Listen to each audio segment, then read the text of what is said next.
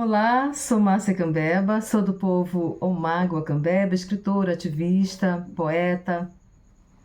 E eu venho falar aqui de um livro que foi lançado em 2020. Eu escrevi esse livro no período da pandemia, então eu estava acometida da Covid e não conseguia dormir, comecei a escrever direto. Quando eu escrevi, consegui escrever 10 textos sobre Matinta. Mas aí nós temos Curupira, Caboquinho, Mapinguari, e todos esses textos, eles dialogam com a cosmologia, eles dialogam com a questão ambiental, estão relacionados com a nossa forma de pensar o sagrado, a espiritualidade da natureza. A natureza, ela tem espírito. A natureza sente, portanto, ela é sujeito de direitos. E o Komissa Genó, ele apresenta uma coletânea de narrativas poéticas, esse livro aqui. Uma coletânea de narrativas poéticas sobre os seres encantados da floresta, oferecendo uma visão que se entrelaça com a cosmologia também do povo Omágua Cambeba. Então, nós, povos indígenas, temos na figura da Matinta, do Curupira, do Boto, não percebemos isso como lenda, mito ou folclore. Nós acreditamos que esses seres eles estão em contato com a natureza, protegendo, vivendo com a natureza, mas também eles se comunicam com os seres humanos. Claro, é evidente que a pessoa tem que ter sensibilidade, coração generoso, ter boa energia para que esses seres consigam se comunicar. Há quem conte muitas narrativas sobre Matinta, há quem diga que nessa contemporaneidade já viu a Matinta. Eu tenho um amigo que ele é psicólogo, é uma pessoa que vive aqui, mora na cidade que eu moro, que é Castanhal, e ele diz então que viu a Matinta, apareceu para ele, né? E ele não conversou com a Matinta, mas ele viu a Matinta. Então, eu não duvido dessas pessoas, porque a Matinta ela é uma encantaria, ela aparece para quem ela sente vontade de aparecer, de ser vista. Mas eu ouvi o assobio da Matinta, eu não vi a Matinta. A partir daquele dia, né, que eu ouvi o assobio da Matinta, e que não foi só uma vez, toda noite, quando dava meia-noite, a Matinta assobiava na aldeia. Tanto é que tem um texto neste livro que fala o assovio da Matinta na aldeia. Eu vou tentar achar para vocês, mas também tem poemas que falam sobre o padre que virou assombração. Isso foi um caso que aconteceu de fato com meu pai adotivo, chamado Ademar. Ele vinha voltando tarde da noite da casa do padre, porque ele estava trabalhando, e ele viu, então, um padre que ele não andava, porque ele não tinha, meu pai disse que ele não tinha as pernas, ele flutuava, e correu atrás dele, e ele na frente, o padre atrás. Então, essa história eu estou contando aqui para vocês também. O espírito dos pássaros, trago também. A benzedeira da floresta. Todos esses textos eles estão estruturados em estilo poesia com rimas.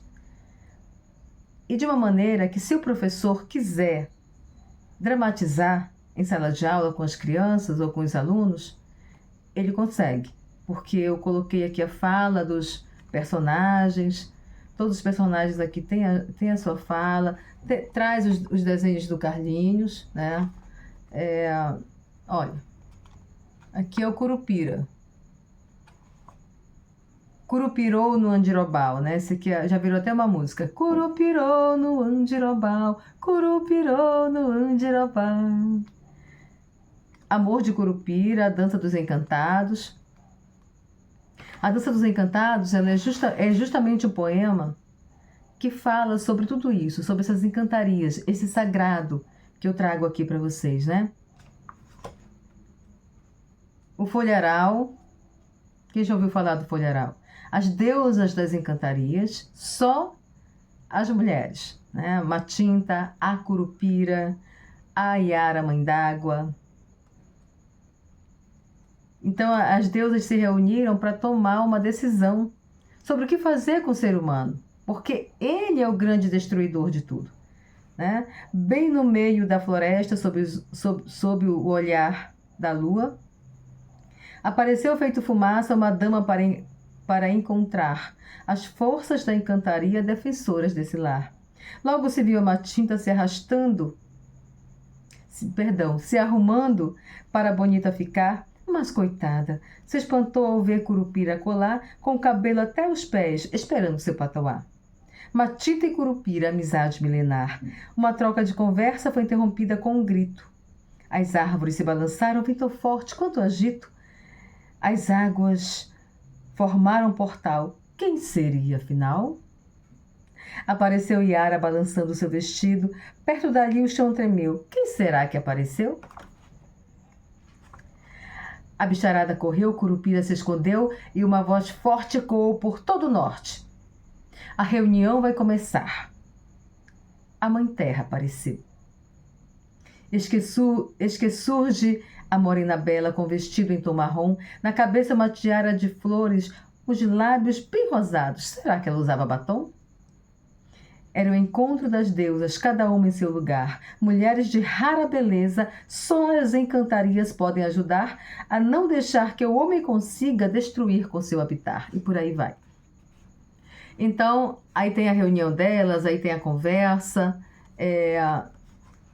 Está tudo estruturado para que, de fato, como eu falei, possa ser dramatizado. Assovio na aldeia foi o que eu contei há pouco, o assovio que a Matinta dava toda meia-noite e que toda a aldeia ouvia e ficava assim, todo mundo com medo, né? Peço permissão às encantarias para essa história partilhar. Matinta visitou minha aldeia, seu grito me fez escutar. Ainda menina entendi, Matinta protege o lugar. A sala estava escura, a lamparina apagada, tinha acabado o querosene, agora só a da cozinha e a do quarto iluminavam nossa casa. Todos estavam jantando, em casa o jantar é cedo. As galinhas já estavam no poleiro, Totó e Fiel, os cachorros que a gente tinha, guardavam o terreiro. A janela da casa continuava aberta, anunciando a família acordada.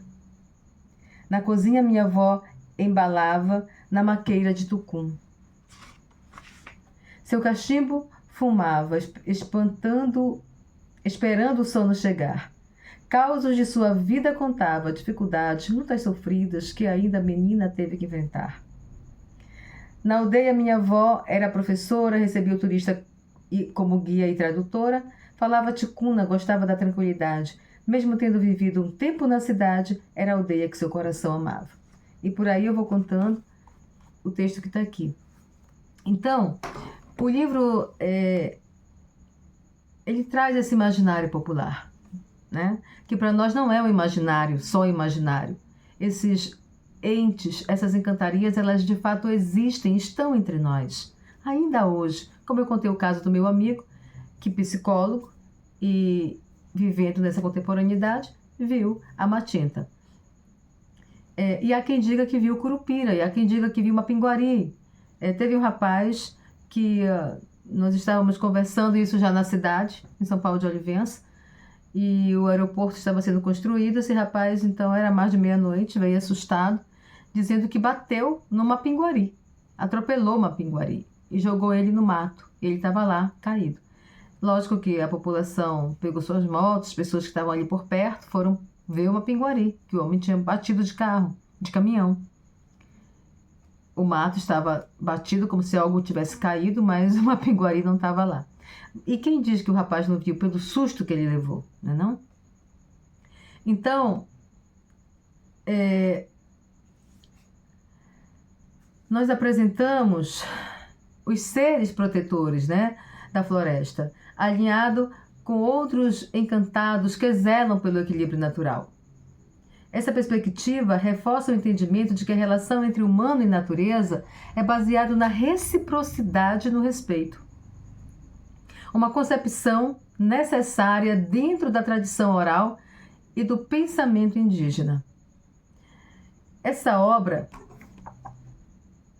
Kumissa Genó, ela destaca relatos, experiências de vivências com esses seres, como, por exemplo, na aldeia Tururu Cariúca, onde a Dona Teca, a Zana da aldeia, Zana é cacica, ou cacique, a Dona Teca diz que conversou com o Curupira, que a irmã dela foi encantada pelo Curupira, e que eles viram, então, a família de Curupira, né?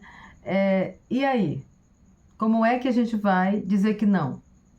Se o Curupira, segundo a Dona Teca, é chamado dentro de um ritual para saber sobre o que vai acontecer, para dizer sobre o que está acontecendo na aldeia de bom e de ruim, num ritual chamado Zana Makatipa Curupira.